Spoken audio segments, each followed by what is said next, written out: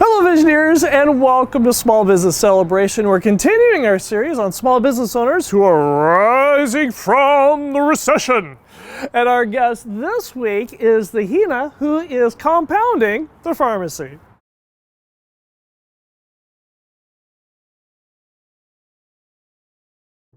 This is Small Business Celebration. Join us as we learn from successful business owners and successful business leaders about who they are, from where their business has grown, what they have learned, and where their successful business is going. I'm your host, Michael I. Roberts, and we're going to learn something that you can use today to grow a strong and profitable business.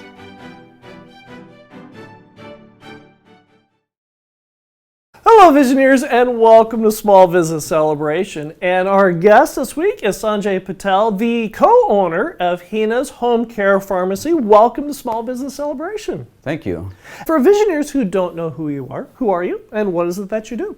I'm a pharmacist by trade, and I co-founded a pharmacy called Hinas Homecare Pharmacy about 25 years ago with my wife, and we now have 3 locations to serve in Bakersfield, at the Mercy Southwest Hospital, at Stockdale Highway, and at Whiteland and Ash. You've been in business now for 25 years. It seems like yesterday. And you started this business with your wife. Yes. And actually she was the one that started this business to begin with.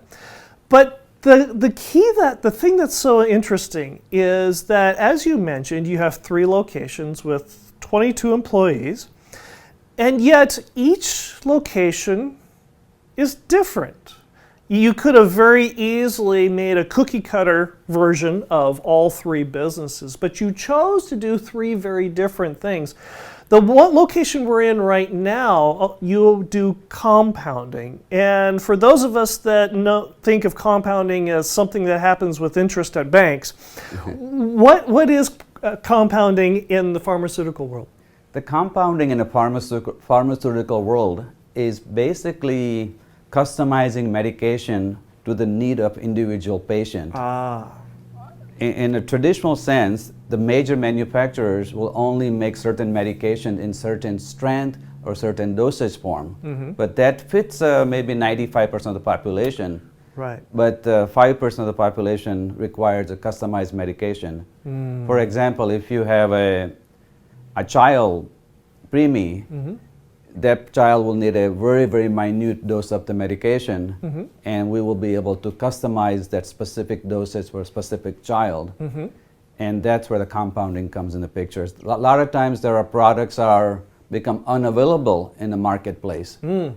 And people's life depend on these products. Sure. So we're able to obtain USP grade raw material, mm-hmm. and compound it specifically for them.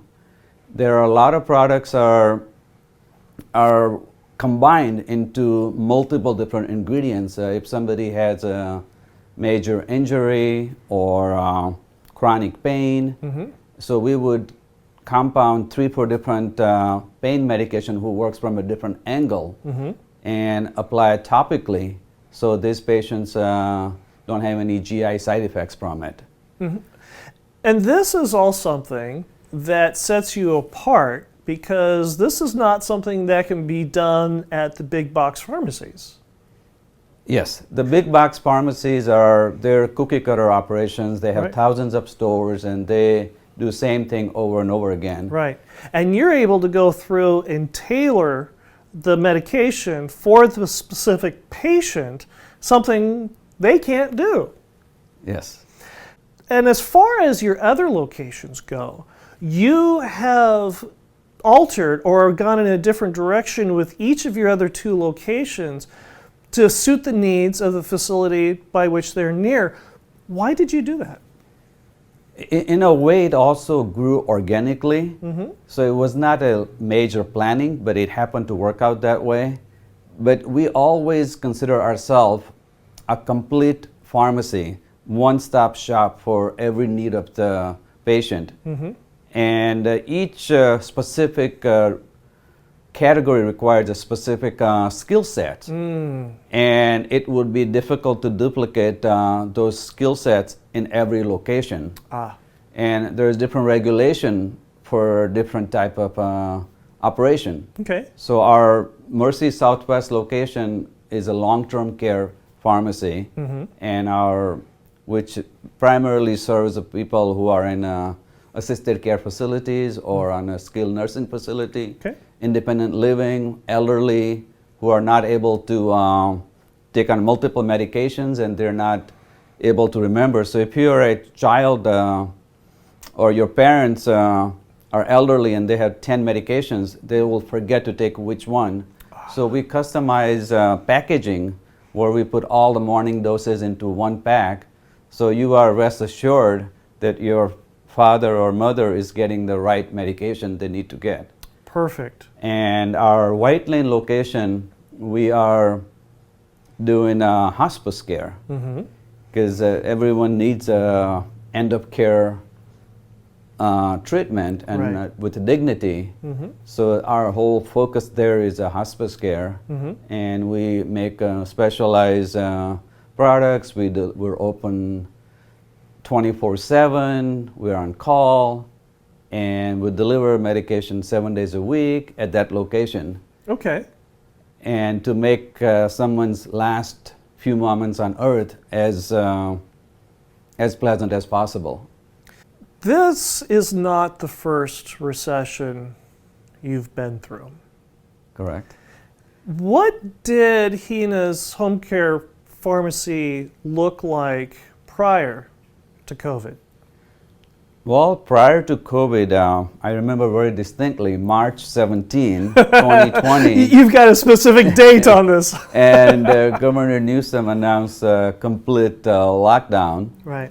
And our business was booming, and we were breaking all kind of records. And that lockdown hit, and that month of March and the following month, April, our volume dropped significantly. Right. But we are essential provider, so people still need the medication, coronavirus or not. Right. So we were hurting, but then there was a pent-up demand. So as things started opening up, our volume started going back to normal slowly. So by October, November, we are almost even as our prior to going into COVID. That first month or month and a half must have been a real shock to you. You know, we were scared, not physically for the business itself, but also the health and well-being of our employee. Sure. And we had no idea what to expect. Every time you turn on the news channels, it seemed like a doom and gloom and the world was going to end. So whatever limited knowledge we could acquire, we installed proper PPE procedures and protocols to separations and social distancing. All that was a foreign concept on March of 2020. Now it has become part of our normal daily living. Everybody knows to get in line outside, stay 6 feet apart. You can only have 3 or 4 people in the lobby at a time. Yes. All those protocols that you have going on. But the economy is starting to recover. Like you had mentioned, sales volumes are starting to get back up to pre-COVID levels. But the recovery has not been even through all sectors of the economy. And yet at the same time, for the businesses where the economy is recovering for them, there is a great challenge of, as we say, sinking the ship in this recovery. What are you doing with your businesses to help make sure you don't sink the ship and that you go through and your businesses ride out this recession, ride up the recovery into the coming years? For us, the recession or the COVID has affected, but our biggest challenge is keeping our workforce healthy. When someone comes with a cough, cold, getting them properly tested and getting the results, being a small operation, the challenge is if a skilled employee who does a specific compounding gets a COVID and is quarantined for 14 days, Right. it's difficult to replace that person for that specific role quickly. Right. So our whole focus is to keeping our employee healthy and so we can continue to serve our patients. If Visioneer Nation wants to reach out to you and learn about getting their medications compounded or the other services that you offer, how do they do that? You know, we still believe in old-fashioned phone call. Okay. And our phone number is 661-664-7979. What was that number? 661-664-7979. And they can also go on the web, hinapharmacy.com, and also learn more about our services. Very good then. And if you enjoy Small Business Celebration, go ahead and reach out to us and like, subscribe, notify, and leave a comment. We read the comments. We get a lot of information from you, Visioneer Nation, from the comments that you leave. And when we come back, we're going to find out the Hina in Hina's Homecare Pharmacy. Imagine for a second the best version of yourself. This is really important because we cannot out-earn our identity. By increasing our identity, everything in our life gets better. Toastmasters helps us do this two ways. First, by giving us an environment that we can stretch ourselves and grow. And the second is by putting us with like-minded people that are doing the exact same thing. Build a better you. Go to Toastmasters.org and click on the Find a Club button and build a better you. Go to Toastmasters.org and click on the Find a Club button and build a better you so that you can grow a strong and profitable business. Go to Toastmasters.org, click on the Find a Club button and build a better you. Hello, Visioneers, and welcome back to Small Business Celebration. Our guest today is Sanjay Patel, the owner of Hina's Homecare Pharmacy. And our Visioneer question of the segment comes from Stella Ray, who asks, is it morally wrong to have a financially successful business? Wow. It is not morally wrong to have a financially successful business. The business is just a tool. And that tool, if you do the right things, meaning in the process of establishing a successful business, if you take care of your employees, don't abuse them, if you take care of your customers honestly and provide them value for their money, you take care of, be humble, and always say that whatever you are doing, anytime a decision process needs to be made, you say, okay, God is watching me, what would I do? And make those kind of decisions. And at that point, if you become successful and acquire material wealth, then you also give away that material wealth in a form of charity or people who may need. And so in that respect, it is not morally corrupt or sin to have a successful business because the capital system works on a business which solves a specific need or specific problem. Without that, the whole engine of economy cannot run. You yourself you and your wife have a very successful business here, but you learned this idea of giving back to the community from your grandfather. Yes, my grandfather, he was a third grade educated, and he had a small agricultural business in India, and yet he always took care of his employees very well.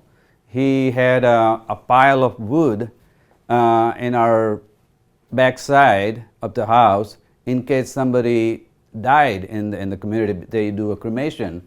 And this is part of the Indian culture, is cremation. So this is something that's very important to the community as a whole, is it not? Yes. So most of these people are poor, they're in a rural area, they have no official funeral homes, and so the whole community gets together to do the final ritual for the deceased. And my grandfather always kept the pile of wood in case someone needed. And so by seeing him, how he interacted in the society, he helped build school, helped build a town well for water, and extended family he helped. So that he was like my mentor who lived the life which I wanted to kind of admire and live, and I have tried to live to my grandfather's action. You immigrated to the United States from India, and you moved to Chicago, Yes. and you ended up coming to Bakersfield. First of all, I can understand wanting to leave a Chicago winter. I totally, completely understand. But why Bakersfield? It's interesting. At the time, I was working up in Los Gatos, Northern California, and I was working for Walgreens, and I had asked for a transfer on a prescription from a patient who was from Bakersfield. And after conversation, I asked the pharmacist casually, "Hey, where is Bakersfield?" And the pharmacist's response was, "Hey, it's 2 hours from LA, 2 hours from the oceans, and 2 hours from the mountains." And the way she said it, it really kind of intrigued me. I said, "That's a really nice place to be." And within a few months, my wife and I, we packed up our bags and we came to Bakersfield in 1990. You continued to work for Walgreens, or excuse me, Thrifty at the time. Yes. Is what you worked for.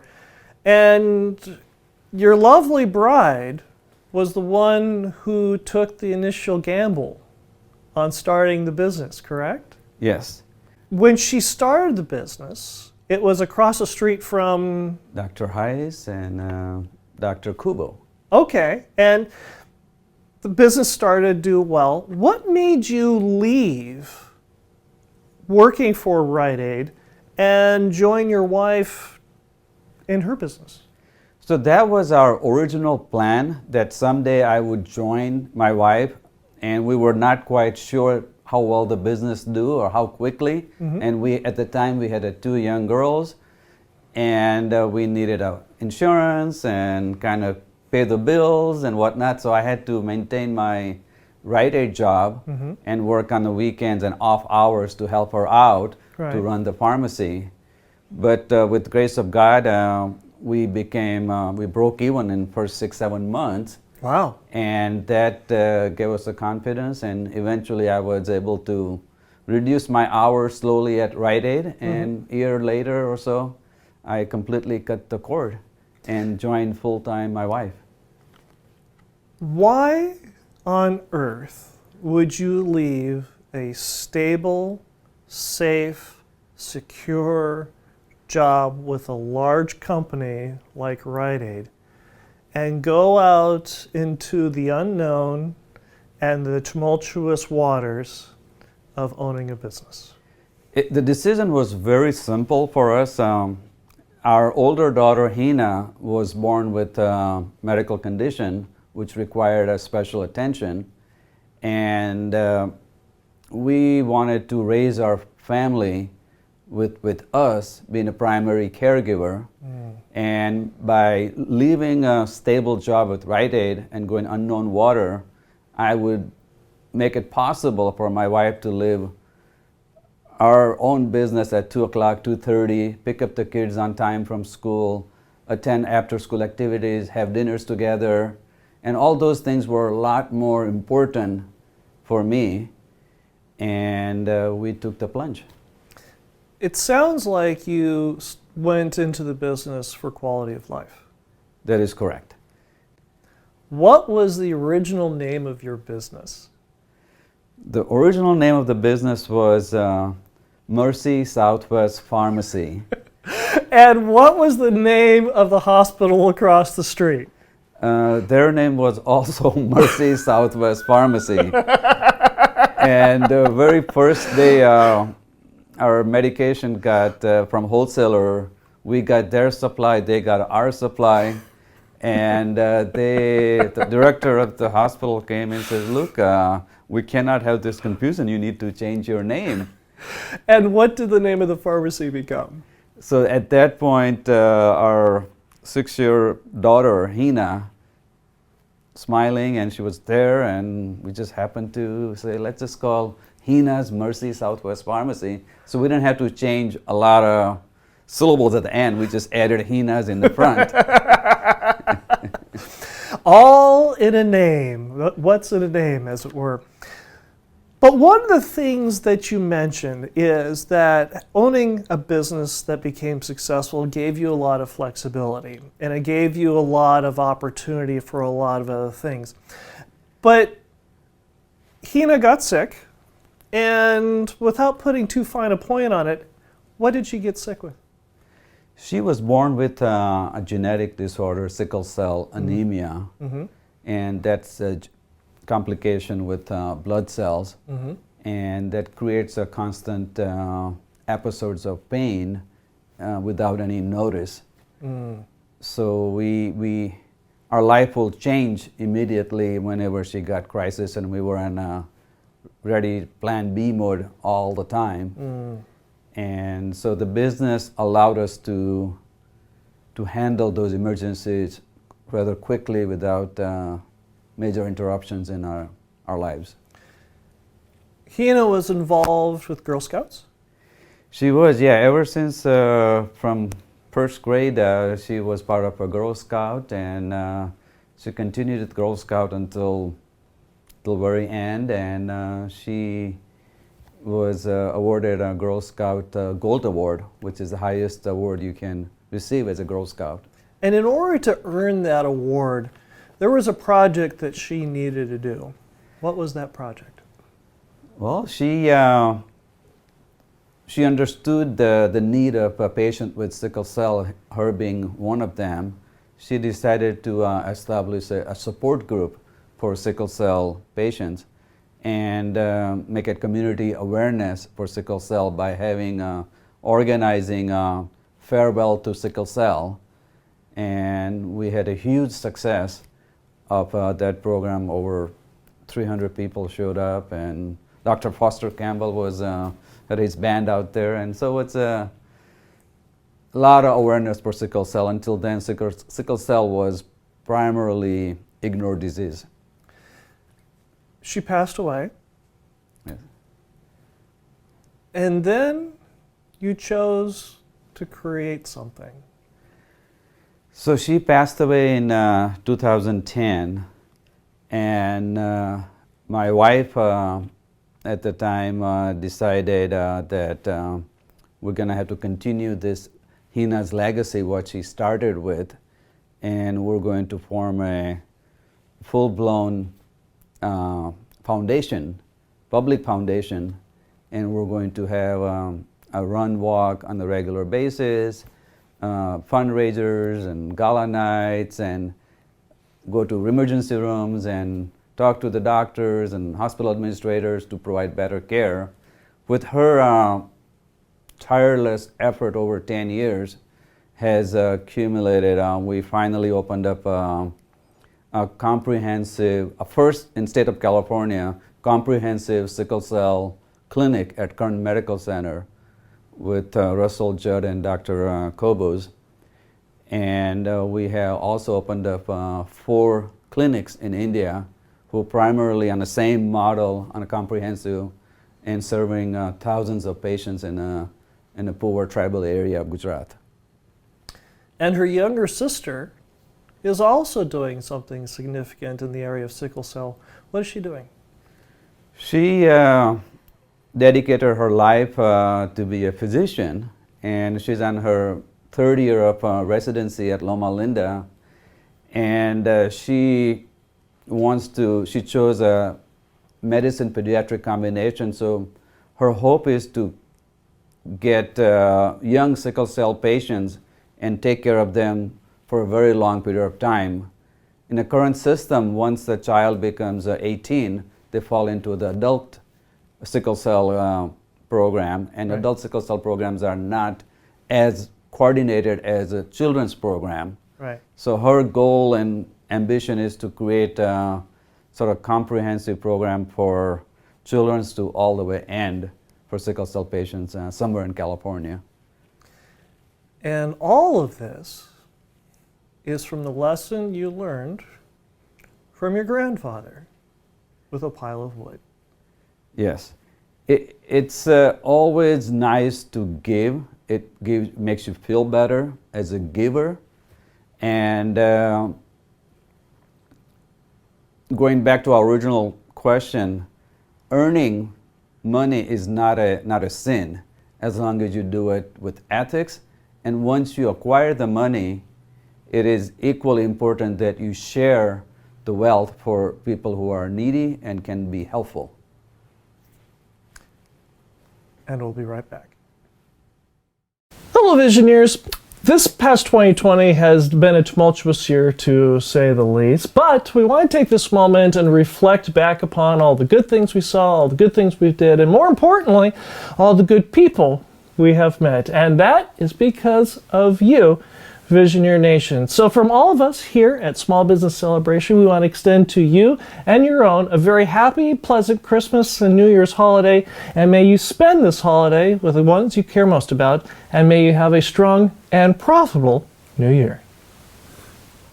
We're here with Sanjay Patel, the co-owner of Hina's Homecare Pharmacy, and we are in the compounding lab here at Hina's Homecare Pharmacy, and this is where all the magic potions are made, just so that you here in Visioneer Nation know that it really does exist. And to begin with this segment, Visioneer Andrew asks, is it wrong to have a Christmas tree in my store, even though I'm not a Christian and don't celebrate Christmas? I do not believe that the holiday celebration is only meant for one faith or other. By faith, I'm a practicing Hindu, but every human being on this planet looks and wants to be happy, enjoy their life on the earth, and do the good things, which is not restricted to any one single faith. So as long as we are kind to others, helpful to others, celebrating with others, Right. their holidays, their rituals, we're one big family. There is an old Hindu Vedic phrase. It basically says the whole humanity is one family. So we are one family. We all have a soul, which soul is constant in all of us, regardless what exterior features we have, exterior religion, organized country we live in, but we all have a same creator. This also takes us to the notion that some business owners who don't practice Christmas feel hypocritical about putting up garlands and Santa Claus and a Christmas tree in their stores when they themselves don't practice or celebrate Christmas, and they feel hypocritical. Is this normal? Is this wrong? You know, I'm not sure how everyone feels about it, but celebrating with your fellow human beings, it's a good thing. And you want to be, as a human being, you want to be part of your fellow beings' enjoyment and sorrow at the same time. So that makes us human. We are not an island of ourselves, Right. and or one tribe, and we are not going to be associating with other tribe or other person who thinks definition of God is different than mine. Part of working with other people and part of those tribes of people are pleasures and pastimes. And one of those pleasures and pastimes is hiking for you. Yes. You have done a lot of hiking over the course of your time. First of all, where have you hiked to?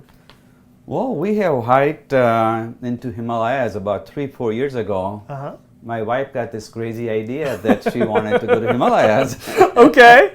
And she wanted adventure, and so this is at about 18,500 feet elevation. Wow, that's 4,000 feet higher than Mount Whitney. Yes, and it took us several days to acclimate it, and we had to go in stages to get acclimated, and then we walked around this mountain, and also took a dip into a Mansarovar, which is basically a glacier lake, which is totally cold, the ice water just melting. Wow.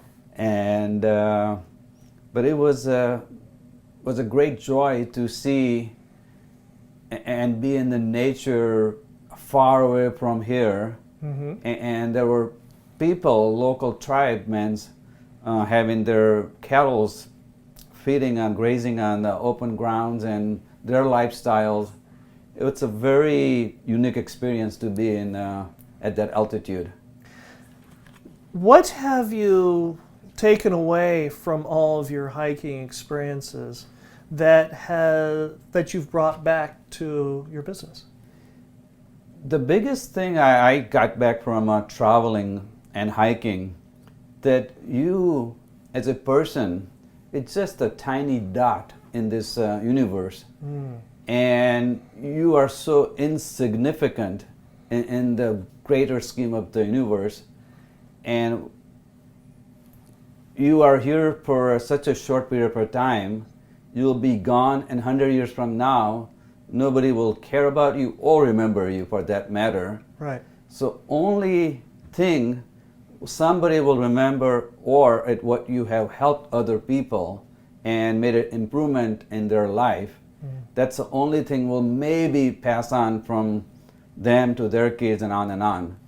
So you should always be humble about your things. Part of your growing up, you went to school, became a pharmacist, and you're constantly keeping up with all the medical journals. But being a pharmacist and being a business owner are not necessarily the same thing. True. What book or books have influenced you in your business ownership beyond what you learned in medical school? There are many books have influenced me over the years, but one of the big one came across me back in college by Napoleon Hill, called Think and Grow Rich. Ah, classic. And the other book is by Eckhart Tolle. Really? It's called The Power of Now. The Power of Now. Tell me about that one. The Power of Now, in a small summary, basically means that the minute, the time I'm spending with you right now, this is the most critical time I would have with this other human being at this second. And I should be completely focused into the current moment and enjoy the current moment with you, rather than thinking about the past or the future, which you have no control over it. Past has already happened, and the future you will not have control over it. So not to worry about either of those things, and totally live in the current moment. Be present. Be present. Be mindful. The Hina Patel Foundation has allowed you to go back to India, Yes. to do a lot of good things. You've done a lot of hiking. You've had a lot of other experiences like that. And we hear a lot of the great things that doctors go and do in third world countries, whether it be India or Guatemala. But for people who are in the throes of building their business and developing their businesses, why is this idea of being able to take what you do, in your case, being a pharmacist, and go to countries like India and go to countries like Guatemala and do good, how does this affect you as a person, and how does this affect your business? It as a person, it makes you more patient, makes you more giving. So, give an example of it. Monday morning, 2 of your employees call in sick. Many years ago, when I started my business, I would be really upset and traumatized. Now, it allows me to say, okay, must have other reasons, they must be caring for somebody, and not really focus on their reason why they're not here, but allow me to just deal with the situation. Where when you go overseas and you see people come in a clinic, they have walked 5 miles, waited in line from 4 a.m. so they can see the doctor that day, and you look at their pain and suffering, and you compare your pain and suffering that this employee didn't show up on Monday. It's almost insignificant. It's insignificant. And that the universe kind of tells you that you may think you are a hotshot, but you are nothing. So don't worry about the things which you have no control over, which you never have control over, or people or situation. So try not to worry about things you have no control over. The only one you can control is yourself. Even that is sometimes difficult. True. What gets you up every morning and open your business? You know what, my wife asks me this all the time. How long are you going to do this thing? And the only thing drives me along is there's two major factors. One is we have 22 employees, and they have 22 families. If I don't show up, if I close down, they'll survive. They might have temporary impact in their life, but they'll survive somehow.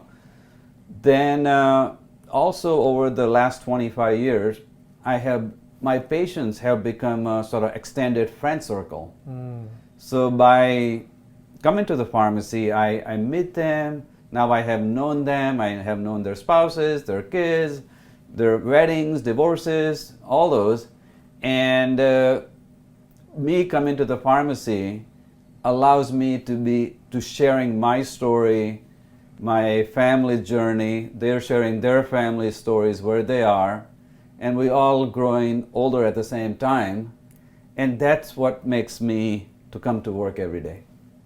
If Visioneer Nation wanted to reach out and get in touch with you, how do they do that? We still use our phones, and the best number to reach me is 661-664-7979. And what's your website? The website is hinarx.com. That's HINARX.com. Sounds good. Well, Sanjay, this has been a true pleasure. Thank you very much for being on Small Business Celebration, and it's been a real treat. Thank you, Michael. Imagine for a second the best version of yourself. This is really important because we cannot out-earn our identity. By increasing our identity, everything in our life gets better. Toastmasters helps us do this 2 ways. First, by giving us an environment that we can stretch ourselves and grow. And the second is by putting us with like-minded people that are doing the exact same thing. Build a better you. Go to Toastmasters.org and click on the Find a Club button and build a better you. Go to Toastmasters.org and click on the Find a Club button and build a better you so that you can grow a strong and profitable business. Go to Toastmasters.org, click on the Find a Club button and build a better you. Who is a Visioneer? A Visioneer is a business leader who is a pioneer that has vision. A Visioneer is someone willing to see the world not as it is, but as it could be, and is willing to do something about it. A Visioneer is ethical, smarter, faster, and leaner than the mainstream competition. A Visioneer gives value first because Visioneers are in the business for the long haul.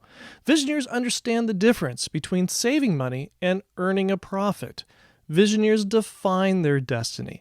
Visioneers create their own luck. Visioneers surround themselves with successful, like-minded people.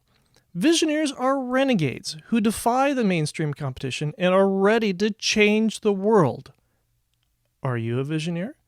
Join the Visioneer tribe with Small Business Celebration on LinkedIn, Facebook, and Instagram today.